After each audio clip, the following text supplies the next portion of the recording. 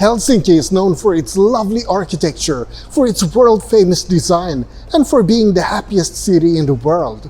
That can't be right. Come on, let's go explore the city and see if it's true.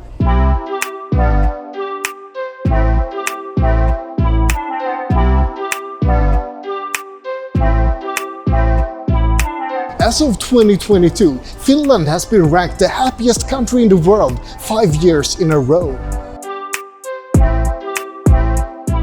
And Helsinki has been named the happiest city in the world in 2020, as well as the top city in the world for a happy retirement in 2021. Why exactly is that? Finland isn't known for its happy people, it's known for sauna and vodka, and for being a cold country, only matched by the coldness of its people, or something like that.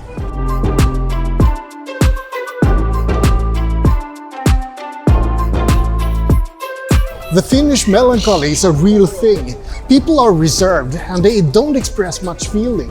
And the suicide rate is second highest in the Nordics. It doesn't really sound like a happy people, does it? But things aren't always what they seem. The Finnish people seem to have a deep contentment with life.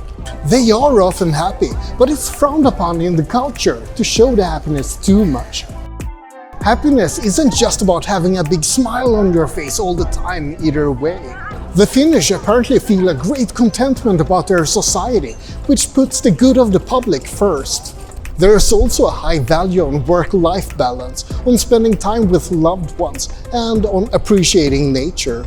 Maybe being happy isn't about being constantly joyful, and rather it's about not having too much to complain about. There are problems in Finland, quite a lot of them, but the Finnish are a proud and progressive people who try to address those issues. And maybe that's why Finland is so happy, and why Helsinki is the happiest city in the world.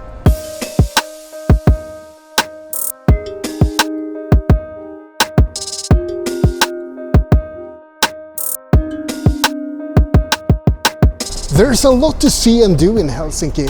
The first thing that strikes you is that the city is gorgeous, especially Helsinki Cathedral.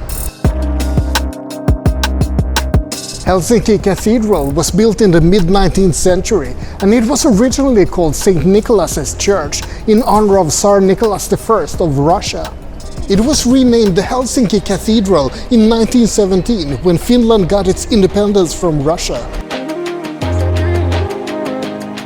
The Uspenski Cathedral is another church built during the Russian annexation. The Russians wanted two churches to be built in Helsinki, one for the Lutheran Church and one for the Orthodox Church. This is the Orthodox Church, and for some reason they didn't bother to rename this one in 1917.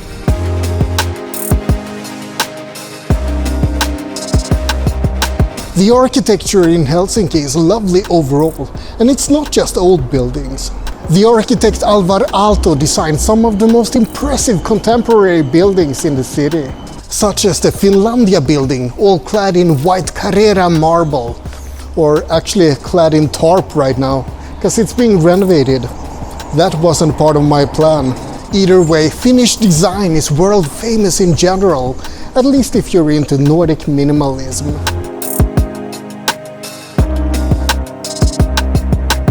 If you just want to enjoy a warm summer day, then you should take a stroll along the Esplanadi, locally called Espa. The Esplanade Park opened in 1818, but it has expanded over the years with more and more public pieces of art being added. Also, very importantly, in 1999, the first of the new Helsinki model city toilets were added here. I'm not sure why you'd be interested in that piece of trivia, but there you go. Helsinki isn't a huge city, but this area in particular is definitely a place that feels bustling and alive.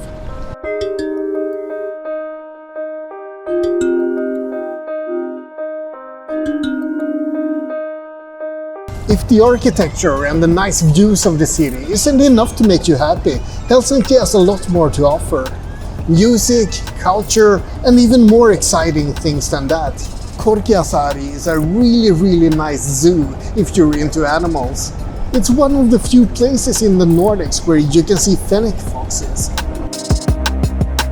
And Linnanmäki is an amusement park that has some surprisingly cool rides, given that the park is really small. Finnish food can be a bit of an acquired taste, but there are some special treats to be found.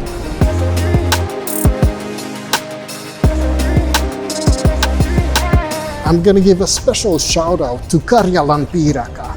They may not look all that much and the ingredients are a little bit weird, but it's actually one of my absolute favorite foods in the entire world. It's a very simple rye dough filled with leftover rice porridge and then served with a mix of butter and eggs.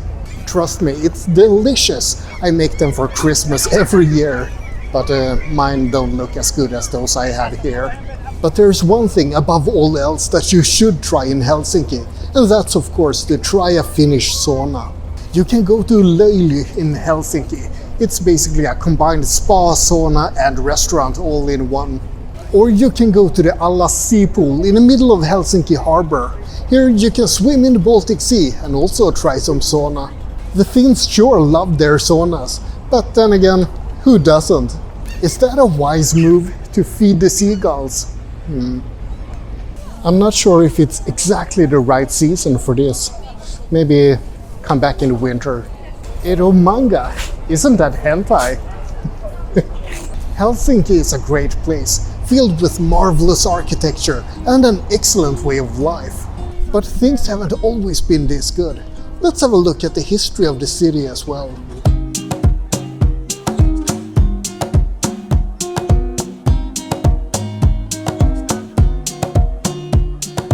Helsinki was founded in 1550 and it's been the capital of Finland since 1812. It's been called the daughter of the Baltic, and it's easy to see why, with its central position in the Baltic Sea.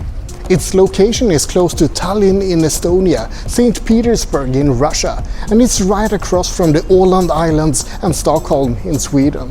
Helsinki is something for the Finnish people to be proud of, but the history of the city is a little bit weird.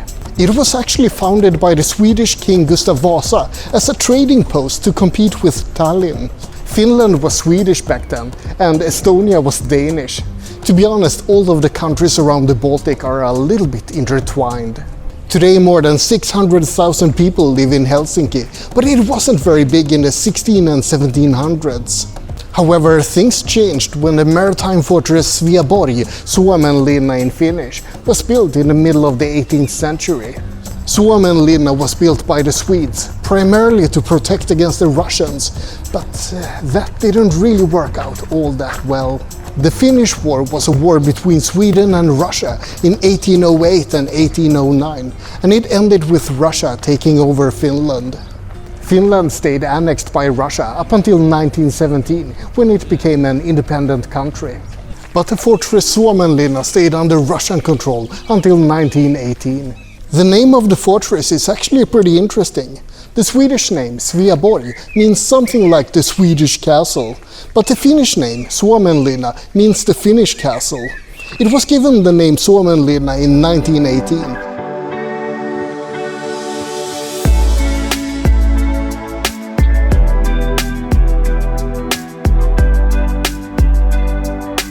These days, Suomenlinna is actually a residential area. People live in these old barracks. Pretty amazing. I wonder what the rent is.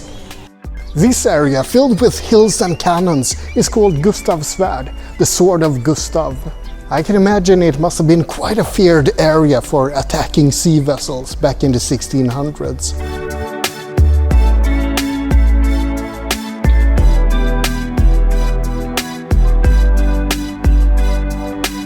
Finland has had a troubled past, first belonging to Sweden and then to Russia, but they've grown fiercely independent and apparently happy since 1917 as their own independent nation. Helsinki is a lovely city. There's a lot to like about it. But on the other hand, there aren't that many truly spectacular things to see and do. There's nothing that stands out enough to explain why this city, or the whole country, would be the happiest in the world. But then again, maybe it isn't a question about being the most fun city in the world to visit or the most exciting place. It's rather a question about being the most content city in the world. And maybe that's where you find true happiness. Either way, I hope you enjoyed this quick look at Helsinki, the daughter of the Baltic and the happiest city in the world. Like and subscribe, but most importantly, have a great day.